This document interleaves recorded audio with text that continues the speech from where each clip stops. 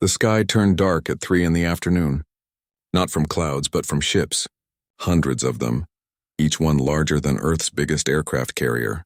They appeared without warning, materializing out of nothing like ghosts becoming solid. The sudden shadow fell across Seoul, Tokyo, New York, London, and every other major city on the planet. Captain Taekwon stood on the bridge of the orbital defense platform called Horizon's Edge. He watched the massive alien fleet settle into position around Earth like predators circling wounded prey. His hands gripped the metal railing in front of him, knuckles white from the pressure. "Sir, we're getting a transmission," Lieutenant Hannah Park said from her station. Her voice remained steady, but Tae could see the fear in her eyes. "It's broadcasting on every frequency. Radio, television, internet, everything." "Put it through," Tae ordered. The main screen flickered to life. A creature appeared, standing at least 8 feet tall. Its skin was dark purple and covered in scale-like armor. 4 eyes arranged in a square pattern stared out from its face. When it spoke, the words came through in perfect English, Chinese, Korean, and dozens of other languages simultaneously. "Humans of Earth," the alien said. Its voice sounded like grinding metal. "I am Commander Thrax of the Velcron Empire. Your world is now property of our empire. You have 1 rotation of your planet to surrender all military forces. Resist and we will destroy your cities one by one." The screen changed to show images of other planets. Cities burning, landscapes reduced to ash, millions of alien species fleeing in terror before being cut down by Velcron weapons. The message was clear. Resistance meant extinction. The transmission ended. For a moment, nobody on the bridge spoke. Then the communication systems exploded with chatter. Every government, every military base, every defense platform was trying to coordinate a response. "Get me Commander Yoon," Tae said quietly. Hana worked her console. A few seconds later, another screen activated. Commander Yoon Sul appeared, sitting in a bunker deep beneath the Pacific Ocean. The chief of Earth's military intelligence looked tired, like he hadn't slept in days. Perhaps he'd seen this coming. "Captain," Yoon said, "I assume you're not evacuating." "No, sir," Tae replied. "I'm staying at my post." "Good, I need you up there." Yoon leaned closer to his camera. "Our analysis shows we're outgunned 50-1. Maybe worse. Their shields can withstand anything we've thrown at similar technology in simulations. Then what's our play?" "Trust the plan, Captain. You know what to do. Keep your crew minimal. Anyone who wants to leave, let them go." The screen went dark. Tae turned to his crew. 12 people operated the massive defense platform, though it could function with as few as 3. He wouldn't order anyone to stay for what might be a suicide mission. "Anyone who wants to take a shuttle down, go now," he announced. "No shame in it. No judgment." 3 crew members left immediately, then 2 more. Then another. In the end, only 5 remained. Tae, Hana, and 3 weapons operators. One of them was Private Dae Kim, barely 20 years old, fresh out of training. "Why are you staying, Private?" Tae asked the young man. "Because someone has to, sir," Dae replied simply. 20 hours after the first transmission, Earth's military forces engaged the Velcron fleet. Missiles launched from hidden silos around the world. Railguns fired from orbital platforms. Energy weapons developed in secret for decades unleashed beams of concentrated power. Tae watched from his command chair as Horizon's Edge fired its main cannon. The shot streaked through space, a bolt of superheated plasma traveling at a fraction of light speed. It should have punched through the nearest Velcron ship's hull like paper. Instead, the shot curved away at the last second, missing by at least 200 meters. "What happened?" Hana shouted. "Our targeting was perfect." "Fire again," Tae ordered. Different target. They fired 17 more times. Every shot missed. Some by a little, some by a lot, but none hit their targets. Reports flooded in from other platforms and ships. Same story everywhere. Earth's weapons seemed unable to hit anything. The Velcron response came an hour later. Thrax appeared on screens again, but this time he was laughing. The sound was horrible, like metal scraping against metal. "Did you see my warriors?" Thrax said, clearly speaking to his own fleet. "The humans cannot aim. Their weapons fly like drunk insects. My ancestors threw rocks with better accuracy." The transmission showed Velcron soldiers throughout their ships laughing and mocking the human attack. On Earth, the news spread quickly. Footage of missed shots played on every channel. Analysts tried to explain what went wrong.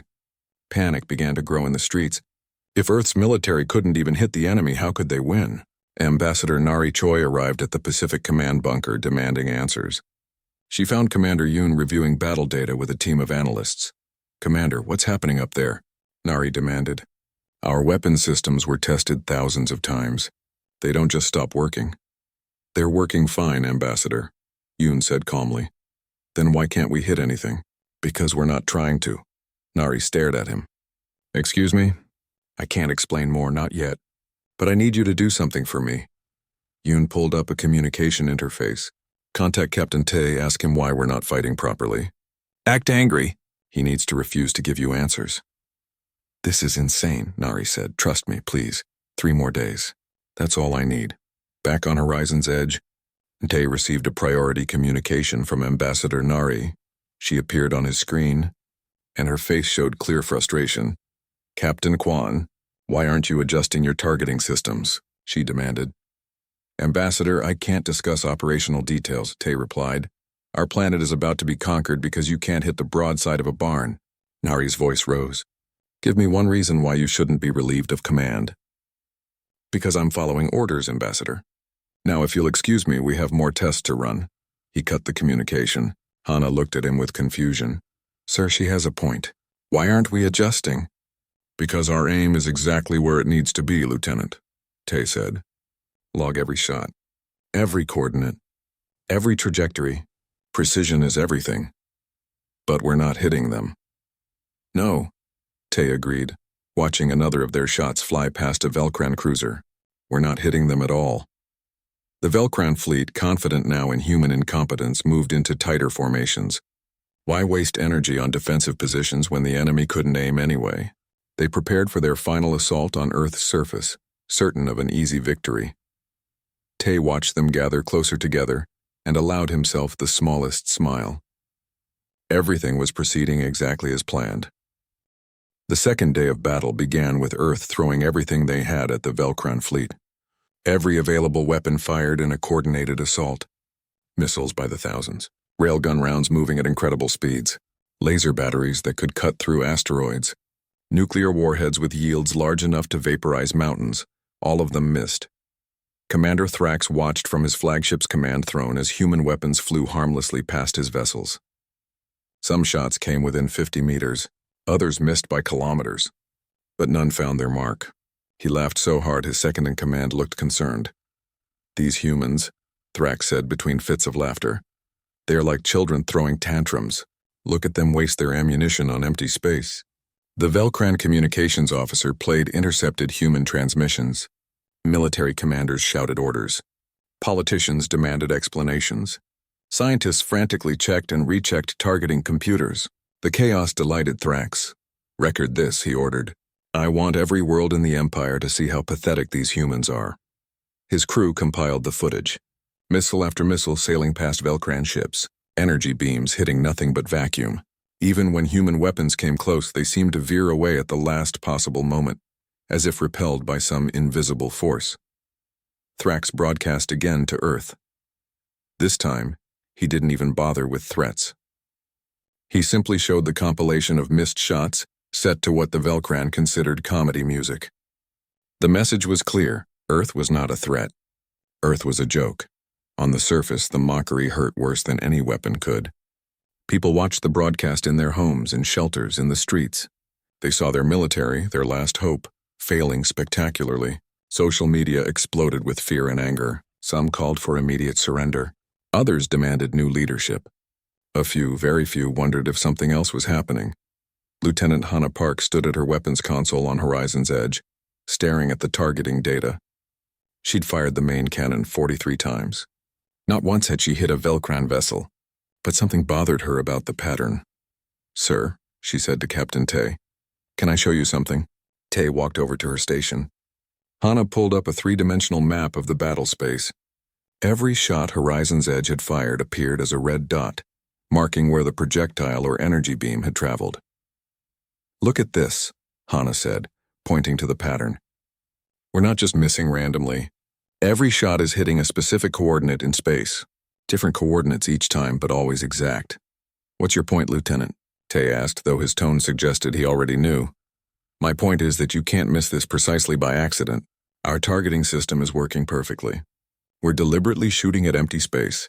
She turned to face him. Why? Because those are my orders, Tay said. And they're your orders too. Keep firing. Keep missing. Log everything, but Captain, that's enough, Lieutenant. His voice wasn't angry, just firm. Trust the process. Hana wanted to argue more, but she knew Tay well enough to recognize when a discussion was over. She returned to her console and prepared the next firing sequence. Private Dae Kim, manning the secondary weapons array, had similar concerns. During a brief break, he approached Tay in the small galley where the skeleton crew ate their meals. Sir, permission to speak freely? Tay asked. Granted. Why aren't we adjusting the targeting computers? Even basic training covered how to compensate for drift and interference. We could actually hit them if we— Private, Tay interrupted gently. Do you think I don't know how to adjust targeting computers? No, sir. I mean, yes, sir. You're one of the best gunners in the fleet. Then trust that I know what I'm doing. More importantly, trust that Commander Yoon knows what he's doing. Dae wanted to ask more questions, but something in Tay's eyes stopped him. There was no confusion there. No frustration. Just patience and maybe the hint of a smile. Yes, sir, Dae said finally. While Earth's military appeared to fumble, Commander Yoon worked around the clock in the Pacific Command bunker. His intelligence team had expanded to include some of Earth's brightest minds. Physicists, mathematicians, computer scientists, they all pored over the same data, looking for patterns that others couldn't see. One analyst in particular, a young woman named Su Bei, had barely slept since the invasion began. She sat at her workstation surrounded by holographic displays showing every shot, fired by every Earth weapon, thousands of data points floating in virtual space. There, she whispered, then louder. There. Commander, look at this. Yoon rushed to her station. Su had isolated just the shots from orbital platforms. When displayed together in sequence, they formed a pattern. Not random at all, but following a clear mathematical progression. It's a Fibonacci spiral, Su explained, her fingers dancing across the holographic controls. No, wait. It's multiple spirals nested inside each other. And look at the timing. Each shot lands exactly 3.7 seconds after the previous one, adjusted for lightspeed delay. Can you predict where the next shots will go? Yoon asked. Su's fingers flew across her keyboard. Numbers and trajectories appeared faster than most people could follow. Yes, I can. Every Earth weapon is firing at predetermined coordinates. This isn't a battle, Commander. It's a construction project. What are we building? Yoon asked, though he already knew the answer. I don't know yet. But whatever it is, we're building it around the Velkren fleet. Yoon smiled for the first time in days. Keep analyzing. I need confirmation before the final phase. Ambassador Nari Choi, still confused and angry, managed to get herself transported up to Horizon's edge. She arrived unannounced, forcing her way onto the bridge with official credentials that even Tai couldn't refuse. Captain Kwan, I demand to know what's happening, she said the moment she stepped onto the bridge. Ambassador, this is a restricted military zone, Tay replied. I have clearance. Now answer my question. Why are we losing? Tay looked at her for a long moment.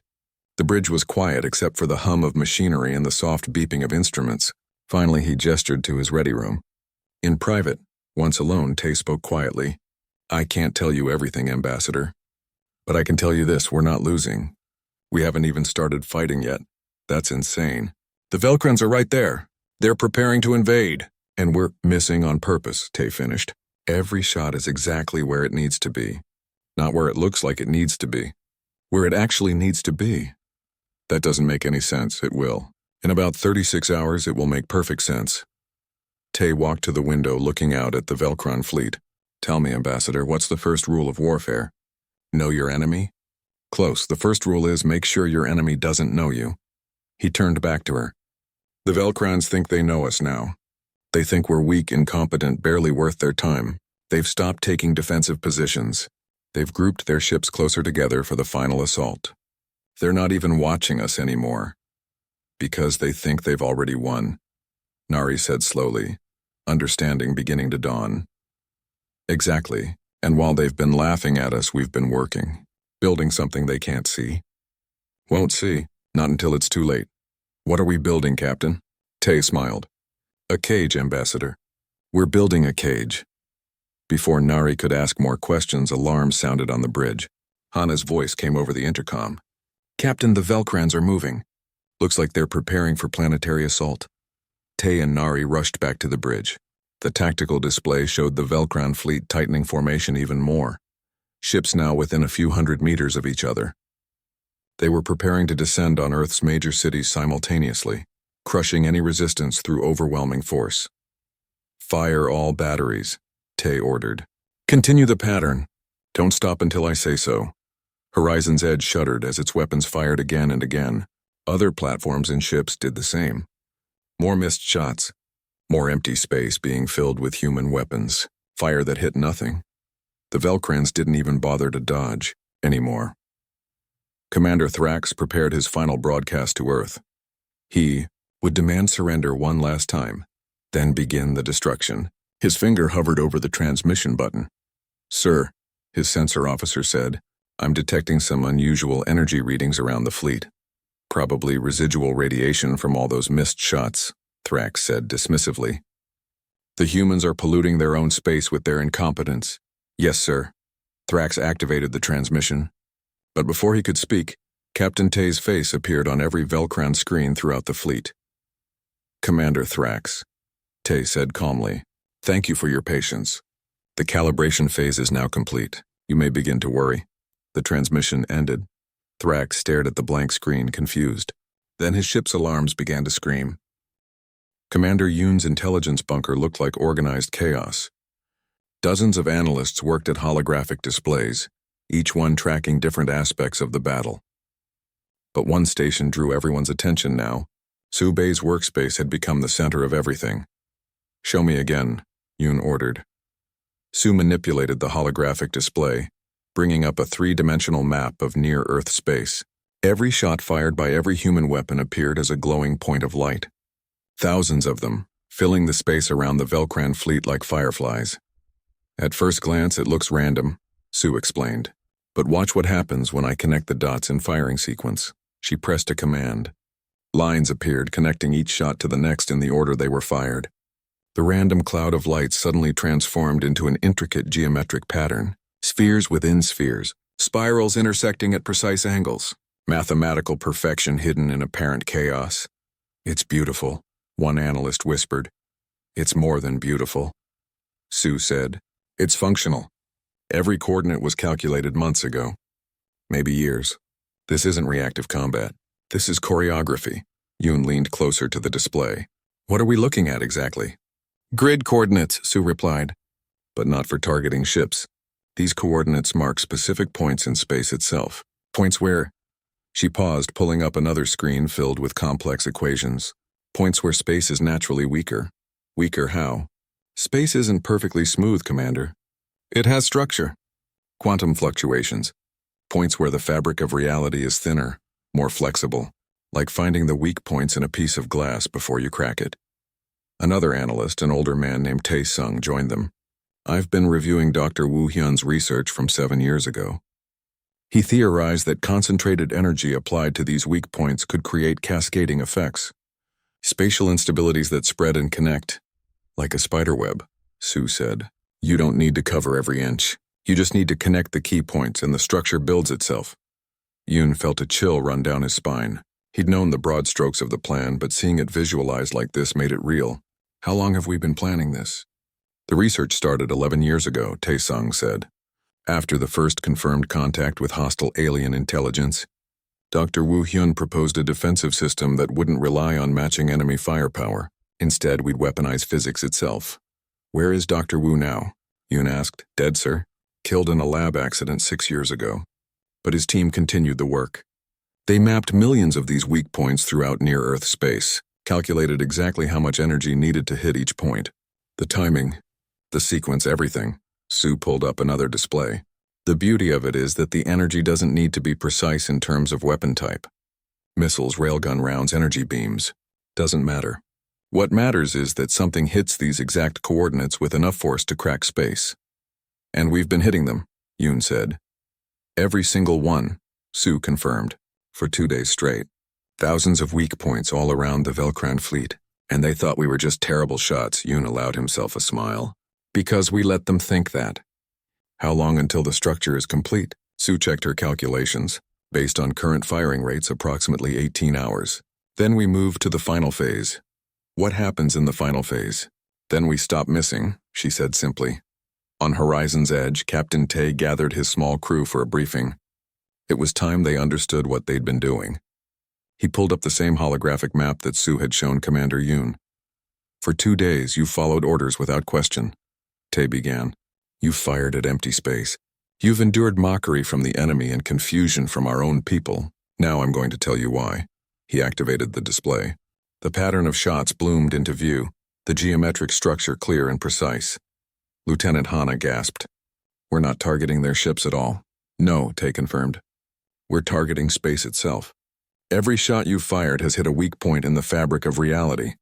Quantum instabilities that exist naturally but are normally invisible and harmless. Private Day stared at the display. What happens when you hit them? Individually? Nothing obvious.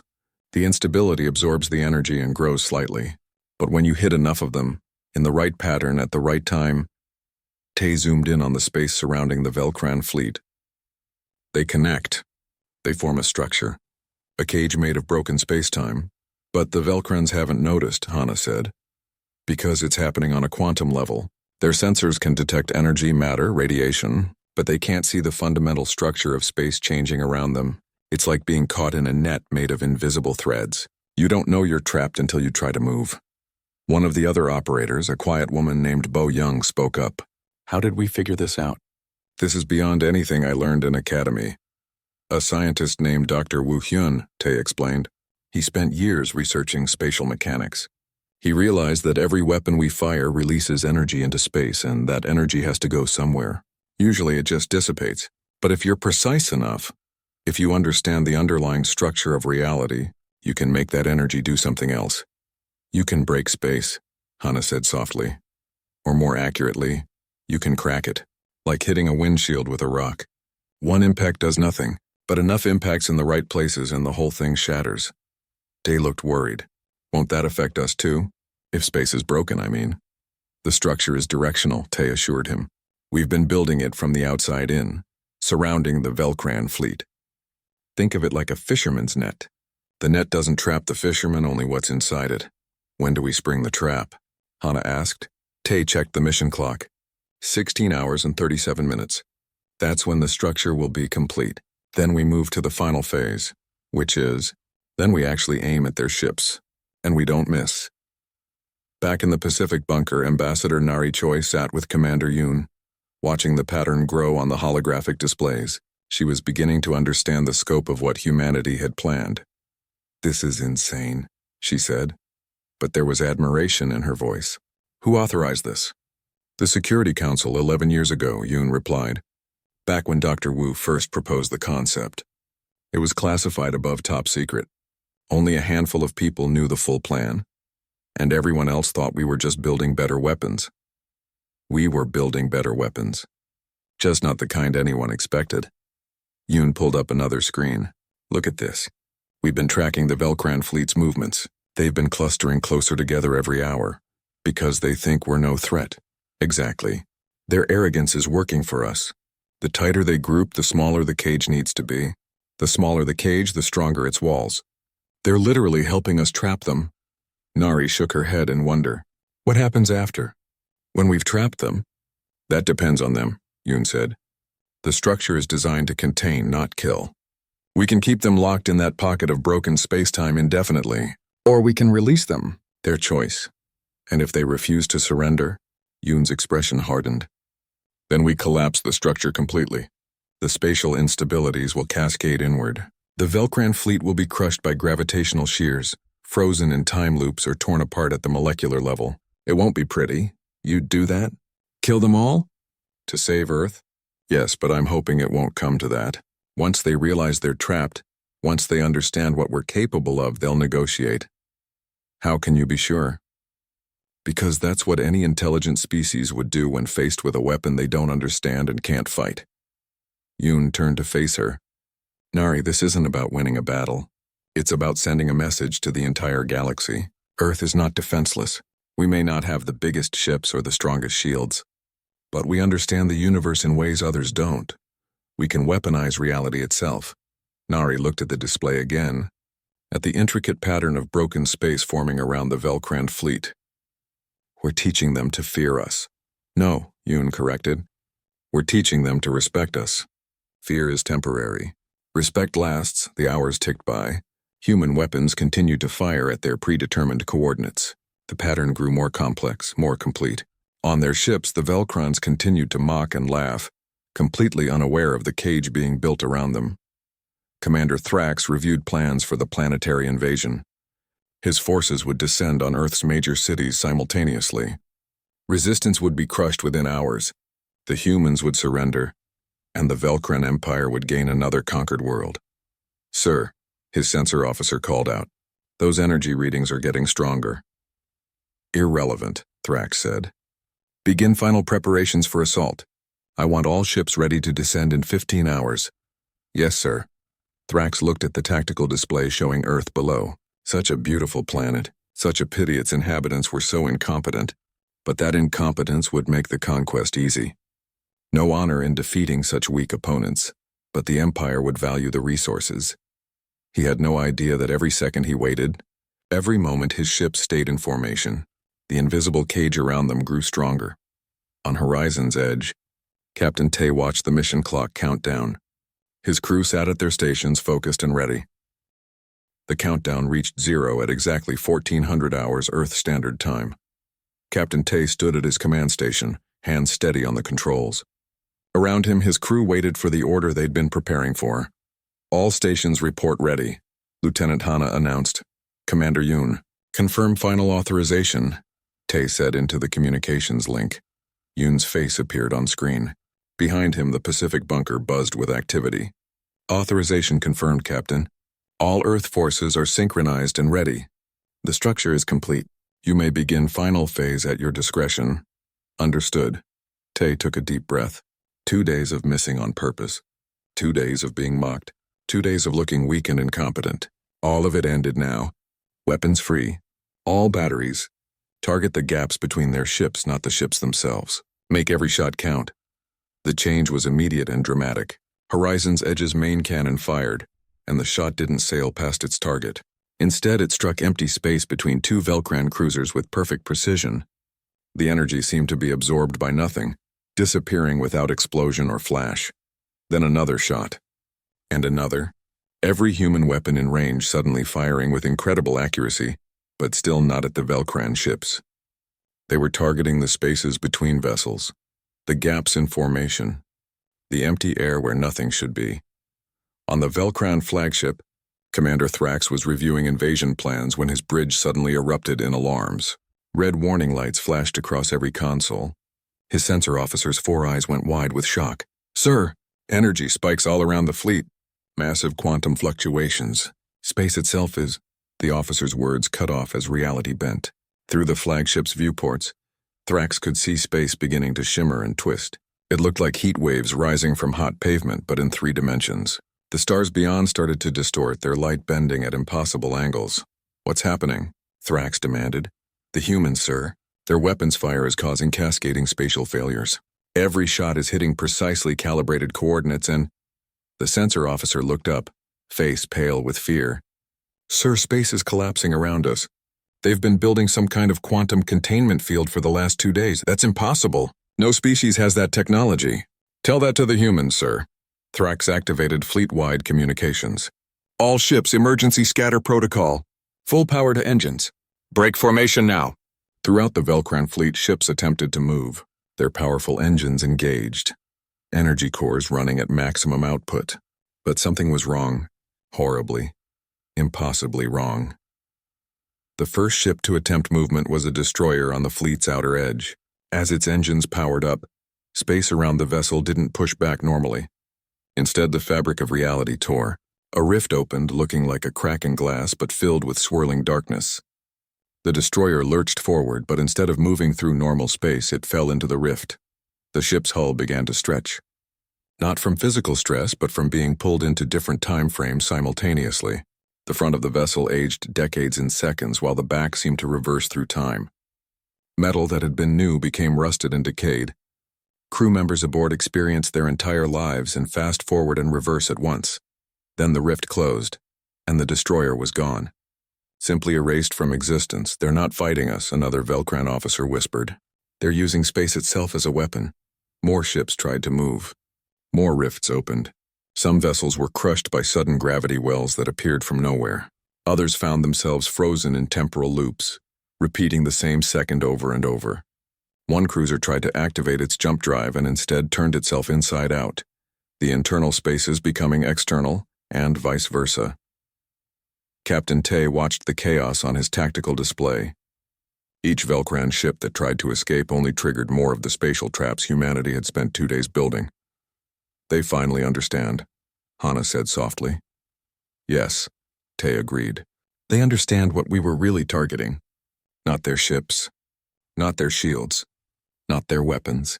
We were targeting the void they float in. We turned empty space into a prison. Private Day looked at his console readings. Sir, should we cease fire? No, we need to complete the containment. Keep targeting the gaps. Make the cage stronger. Human weapons continued to fire with impossible accuracy. Every shot hit a coordinate that strengthened the quantum cage. The Velcrons could see the shots now, could track them, but couldn't do anything to stop them. Their shields worked perfectly against physical threats, but these weapons weren't threatening their ships. They were threatening reality itself. On the Velcran flagship, Thrax stood frozen in horror as he watched his fleet come apart. Not from weapon fire, but from trying to move through space that had been fundamentally broken. His sensors showed him the truth now, too late to matter. The humans had spent 2 days firing at specific quantum weak points. Each shot had cracked space a little more. And now with all those cracks connected, the entire volume of space around the Velcran fleet had become unstable. It was like standing on ice that had been weakened everywhere at once. Any movement could cause complete collapse. His communications officer managed to get a message through to the human forces. We surrender! We surrender! Stop your attack! But the response came from Captain Tay, and it wasn't what Thrax expected. We're not attacking you, Commander. We haven't fired a single shot at your ships. Check your damage reports. Not one of your vessels has been hit by our weapons. What you're experiencing is what happens when space itself rejects your presence. Thrax checked. The human was right. Despite the chaos, despite ships being destroyed, not a single direct hit had been recorded. The Velcrons were being destroyed by their own attempts to move through broken spacetime. How? Thrax asked. How did you do this? Physics, Commander. While you were laughing at our aim, we were practicing the most precise targeting in the history of warfare. We weren't missing your ships. We were hitting exact coordinates in space that you couldn't see and didn't know existed. A massive Velcran battlecruiser tried one more time to break free. Its engines pushed at maximum power, tearing a huge rift in spacetime. For a moment it looked like the ship might escape. Then the rift collapsed, and gravitational shears ripped the battlecruiser into its component atoms. 20,000 Velcran soldiers died in an instant, crushed by the weight of broken reality. Stop, Thrax screamed. We surrender. Please, just stop. We can't stop, Tay replied calmly. Or more accurately, we won't stop until you agree to our terms. Right now, your fleet is contained in a pocket of unstable spacetime. Every movement makes it worse. Your best chance of survival is to power down all systems and remain absolutely still. What do you want? Wait for Ambassador Choi, she'll explain everything. On Earth, Ambassador Nari Choi was being transported up to a neutral position between Earth and the trapped Velcron fleet. She carried with her a datapad containing humanity's terms. As she traveled, she watched the tactical feeds showing the Velcran ships frozen in fear, not daring to move. When she arrived at the negotiation point, she opened a channel to Commander Thrax. His image appeared, and for the first time, she saw genuine fear in an alien face. Ambassador, Thrax said, his voice shaking. What are your terms? Simple, Nari replied. Your fleet leaves our solar system immediately. You will carry a message to every corner of the galaxy. Earth is off limits. Anyone who comes here with hostile intent will face what you're facing now. We will trap them in broken space-time and let them destroy themselves trying to escape. And if we agree, then we release you. The quantum containment will be deactivated.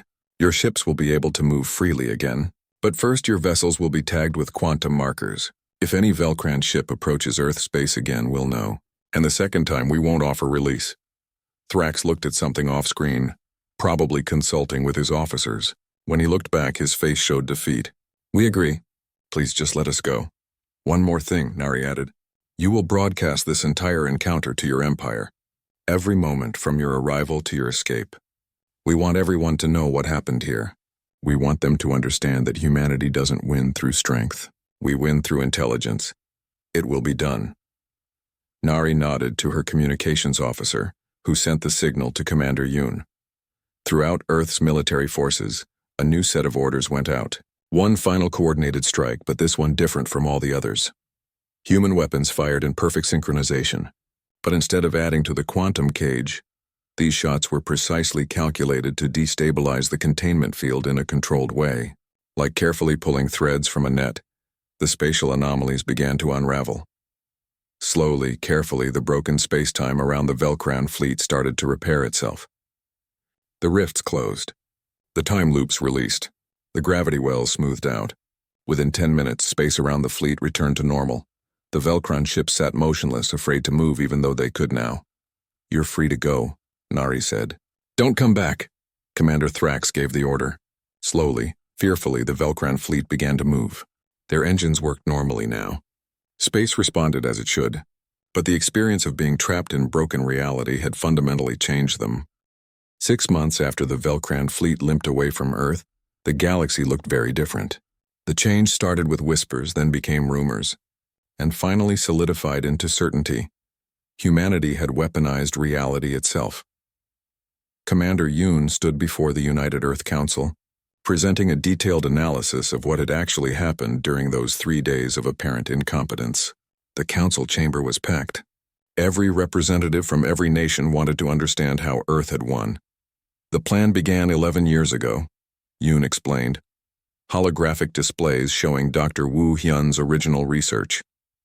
Dr. Wu theorized that space isn't uniform. It has weak points, places where the quantum structure is naturally unstable. He proposed that we could map these points and use them defensively." A representative from Brazil raised her hand. "But how did you know the aliens would come? How did you plan for this specific scenario?" "We didn't," Yoon admitted. "We planned for any scenario where Earth faced a technologically superior enemy. The beauty of the system is that it doesn't require us to match enemy firepower.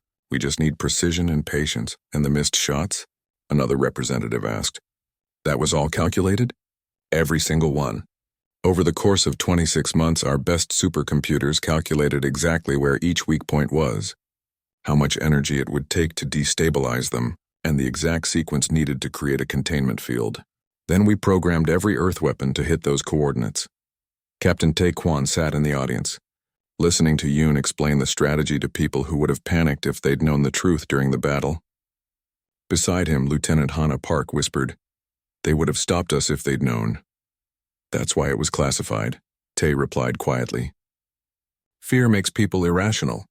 Better to look incompetent than to reveal the real plan too early." On the holographic display, Yoon was showing footage of the Velcran broadcast. As promised, Commander Thrax had sent out a full recording of his fleet's encounter with Earth. It had spread across the galaxy faster than light, carried by the interstellar communication networks that connected thousands of species. The recording showed everything. The Velcran arrival, their mockery of human weapons, the gradual realization that something was wrong, the panic when ships tried to move and space itself turned against them, and finally the humiliating retreat. "We've monitored alien communication channels," Yoon continued. "The response has been significant. Hundreds of species are now studying spatial mechanics, trying to understand what we did. Several have attempted to replicate the technology. None have succeeded." "Why not?" asked the representative from India. "Because it's not really about the technology," Yoon explained. "It's about the mindset. Most species develop weapons that push harder, hit stronger, destroy faster. They focus on increasing force. We went in a different direction. We focused on precision and patience. We learned to hit targets that others couldn't even see." A holographic replay showed the pattern of human weapons fire, thousands of shots creating an intricate geometric structure around the Velcran fleet. It looked more like art than warfare. "The other reason they can't replicate it," Yoon added, "is that mapping spatial weak points requires decades of observation and calculation. It's not something you can rush. We started this research before we even knew aliens existed. We were preparing for the possibility, not the certainty. In orbit above Earth, Private Day Kim manned his station on Horizon's edge, now back to routine patrol duties. The platform had become famous. Tour groups requested flyby visits. News organizations wanted interviews. Everyone wanted to see the ship that had sprung the trap on the Velcran fleet, but Day found the attention uncomfortable. He preferred the quiet routine of monitoring sensors and maintaining weapon systems. Weapons that, despite their fame, hadn't actually hit a single enemy ship. Strange, isn't it? Said Bo Young, another crew member who had stayed through the battle. We're famous for missing. We're famous for aiming at what others couldn't see, Day corrected. There's a difference, is there? Feels the same to me. No, Day said, thinking about what Captain Tay had taught them. Missing means you failed to hit what you wanted. We hit exactly what we wanted. The Velcrans were never the target. They just thought they were. In the Pacific Command bunker, Analyst Sue Bay had been promoted 3 times in 6 months. She now headed the Spatial Warfare Division, a completely new branch of Earth's military. Her team's job was to continue Dr. Wu's work, mapping more weak points and developing new applications for spatial manipulation. We've identified over 3 million additional weak points in near-Earth space, she reported to Commander Yoon during a briefing. If we continue current mapping rates, we'll have the entire solar system covered within 5 years. And beyond the solar system? Yoon asked. That's more complicated. The weak points exist everywhere, but mapping them requires direct observation. We'd need to send survey ships to other star systems, and that would take decades. Do it anyway. Start with the nearest systems. I want humanity to have this capability everywhere we go. Sue nodded, but she looked troubled. Commander, there's something else. We've detected 3 alien vessels observing our solar system from a distance. They're not approaching, just watching. Species? Unknown. They're using stealth technology we can't fully analyze. But based on their energy signatures, they're not Velcran. Are they a threat? We don't think so. They seem to be studying us, possibly trying to understand what we did to the Velcrans. Yoon considered this. Let them watch. Let them wonder. The more uncertain other species are about our capabilities, the safer Earth is. On Earth's surface, the victory celebration had lasted for weeks, but now, months later, society was beginning to grapple with deeper questions. Ambassador Nari Choi found herself in front of cameras almost daily, explaining humanity's new position in the galaxy. Are we a military power now? One reporter asked. We're a defensive power, Nari corrected. There's a difference. We don't have the capability to project force across the galaxy. We can't invade other worlds. But we can defend our own with a level of effectiveness that surprised everyone, including ourselves. Some critics say we got lucky, that the Velcrans were arrogant and that a smarter enemy wouldn't have fallen for the same trick. It wasn't a trick, Nari replied firmly. And it wasn't luck. It was preparation meeting opportunity. Yes, the Velcrans' arrogance helped us. Their tight formations made the quantum cage easier to build, but even a dispersed fleet would have been vulnerable. It just would have taken longer. What happens the next time someone threatens Earth? We build a different cage. Or we find a different weapon. That's what humans do. We adapt, we innovate. We think in ways that others don't expect. In a quiet office in Seoul, the files on Dr. Woo Hyun's research were being prepared for partial release to the public. Not the full details, of course. The exact calculations and coordinates would remain classified. But the basic concepts, the theoretical framework, would be published for any human scientist to study and expand upon. Captain Tai Kwan reviewed the documents before their release. He'd been asked to write the introduction, explaining the strategic thinking behind the defense. He wrote, "Warfare is changing. For thousands of years, victory went to those with stronger weapons, bigger armies, superior force. But in an age of spacefaring civilizations, brute force has limits. Any species can build bigger guns. Any empire can field more ships. True security comes from thinking differently, from seeing the battlefield not as a place to destroy enemies, but as a space to control and manipulate. Earth's defense against the Velcran Empire succeeded, not because we had better weapons, but because we aimed at better targets. We didn't try to break their ships. We broke the space around them. This is humanity's contribution to galactic warfare. Precision over power, patience over aggression, and the willingness to aim at what others can't see." 6 months after the battle, Captain Tay stood on the observation deck of Horizon's Edge. looking out at Earth below. The planet looked peaceful from up here, blue and green and beautiful. Worth protecting, Lieutenant Hana joined him. Commander Yoon just sent new orders. We're being deployed to survey spatial weak points near Mars orbit. More mapping, Tay said. Good. The work continues. Do you think we'll face another invasion? Eventually. The galaxy is too big, and there are too many species that think they're superior to everyone else. Someone will test us again, and when they do, Tay smiled. When they do, we'll be ready. We'll have mapped more weak points, developed new applications, found new ways to weaponize physics itself. The next enemy might not fall for the same strategy, but they'll fall for something, because humans don't just prepare for the war they fought. We prepare for the war we haven't imagined yet. Hana looked out at the stars. It's strange. We're not a military power. We don't have the biggest ships or the strongest weapons, but every species in the galaxy is afraid of us now. Not afraid, Tay corrected. Respectful. There's a difference. Fear fades. Someone always gets brave enough to challenge what they fear. But respect? Respect is permanent. Other species respect us because we showed them something they couldn't conceive of. We took the battlefield itself and turned it into a weapon.